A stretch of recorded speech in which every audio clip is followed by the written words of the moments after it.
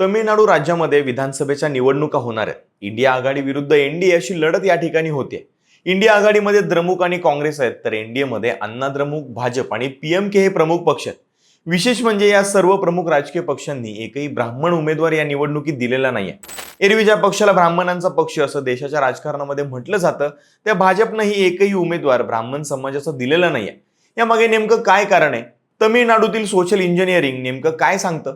तिथं ब्राह्मण समाज विरुद्ध इतर समाज असा संघर्ष आहे, तो कधीपासून सुरू झाला, काय आहे त्याचा इतिहास, जाणून घेऊयात आजच्या व्हिडिओमधून. नमस्कार, मी शुभम गोरे आणि तुम्ही पाहताय लगाओ बत्ती. खरं म्हणजे तमिळनाडूमधील ब्राह्मण विरोध हा काही आज सुरू झालेला नाहीये, तर त्याला साधारणतः 100 वर्षांची परंपरा आहे. 20व्या शतकाच्या सुरुवातीला इथं ब्राह्मणेतर चळवळ सुरू झाली. आपल्या महाराष्ट्रात याच प्रकारची चळवळ ही महात्मा फुले, राजश्री शाहू महाराज, विठ्ठलरामजी शिंदे यांनी एक प्रकारे सुरू केली होती.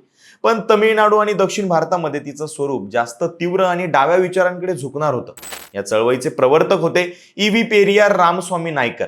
त्या काळी म्हणजेच इंग्रज राजवटीमध्ये मद्रास प्रांतातून निवडून गेलेले सर्व उमेदवार हे ब्राह्मण समाजाचे होते. प्रशासकीय यंत्रणा, न्याय व्यवस्था, शाळा, कॉलेजेस अशा जवळपास सगळ्या क्षेत्रांमध्ये ब्राह्मण समाज होता. तसं पाहता हा समाज राज्याच्या एकूण लोकसंख्येच्या फक्त 3% होता.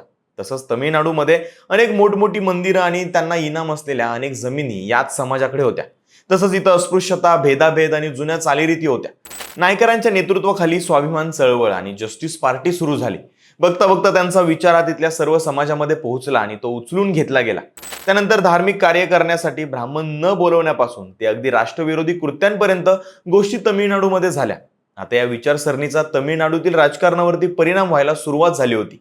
ब्राह्मणांचा पक्ष असं त्यावेळी म्हटल्या जाणाऱ्या काँग्रेस पक्षामध्ये बहुजन चेहरे येऊ लागले.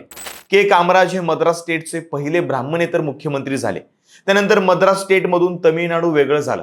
याच ब्राह्मणेतर विचारांची आणि द्रविड अस्मितेची कास धरत मग एक नवा पक्ष स्थापन झाला, तो म्हणजेच द्रमुक. CN अण्णादुराई हे त्याचे पहिले मुख्यमंत्री झाले. त्यांच्या काळामध्ये हा विचार होताच. नंतरच्या काळात सुद्धा पक्षाची सूत्र हातात आलेल्या आणि मुख्यमंत्री झालेल्या M करुणानिधी यांनी हा विचार पुढे नेला. द्रमुक मधून फुटून अण्णा द्रमुक हा नवा पक्ष नंतर तिथल्या राजकारणामध्ये आला. पण अण्णा द्रमुकची विचारसरणी सुद्धा तीच राहिली. त्यांना नंतर राज्याची सत्ताही मिळाली. जयललितांनी त्यांचं नेतृत्व केलं. त्या मात्र ब्राह्मण होत्या. त्यांच्या काळामध्ये थोड्याफार प्रमाणामध्ये ब्राह्मण समाजाला सोबत घेण्याचे प्रयत्न झाले खरे, पण त्याचा काहीच उपयोग झाला नाही.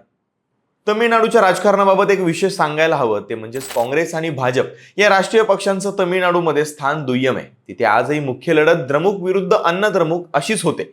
दोन्ही राष्ट्रीय पक्ष हे या दोघांशी हात मिळवत तिथं लहान भाऊ म्हणून आपलं राजकारण करत असतात. तमिळनाडूचं सोशल स्ट्रक्चर जर पाहिलं तर इथं ब्राह्मण समाज हा फक्त 3% आहे. महाराष्ट्रामध्ये जसा मराठा समाज मोठ्या संख्येने, तसा कोणताही मोठा समाज इथं नाहीये. अनेक समाज हे कमी अधिक प्रमाणात इथं आहेत. ओबीसीचं प्रमाण मात्र थोडंसं जास्त आहे. तमिळनाडूमध्ये त्यातल्या त्यात मुथुराय्यर, थेवर, वन्नियार, गौंडर हे समाज मोठे आहेत. त्यामुळे सोशल इंजिनिअरिंग करताना या समाजांना जास्त राजकीय प्रतिनिधित्व हे दिलं जातं.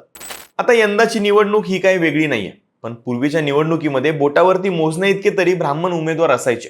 यावेळी मात्र एकही मोठ्या पक्षामध्ये ब्राह्मण उमेदवार नाहीये. राज्यामध्ये विधानसभेच्या 234 जागा आहेत. इंडिया आघाडीतील DMK 164 तर काँग्रेस 28 जागा लढवते. तर एनडीए आघाडीमध्ये अण्णा द्रमुक 178, भाजप 27 तर PMK 18 जागा लढवते. या सर्व प्रमुख 5 पक्षांमध्ये एकही ब्राह्मण उमेदवार नाहीये. विशेष म्हणजे भाजप हा ब्राह्मणांचा पक्ष समजला जातो. आधीपासूनच भाजप तमिळनाडूमध्ये ब्राह्मण समाजाला जवळ करत होता.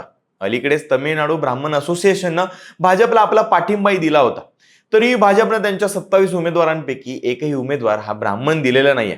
तमिळनाडूमध्ये ब्राह्मण समाजाची लोकसंख्या कमी आहे, त्यामुळे त्यांना टाळलं जातंय का?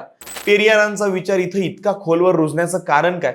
ब्राह्मणांना सोबत घेतलं तर इतर समाज आपल्यापासून दूर जातील, असंच इथल्या सर्व पक्षांना वाटत असावं का?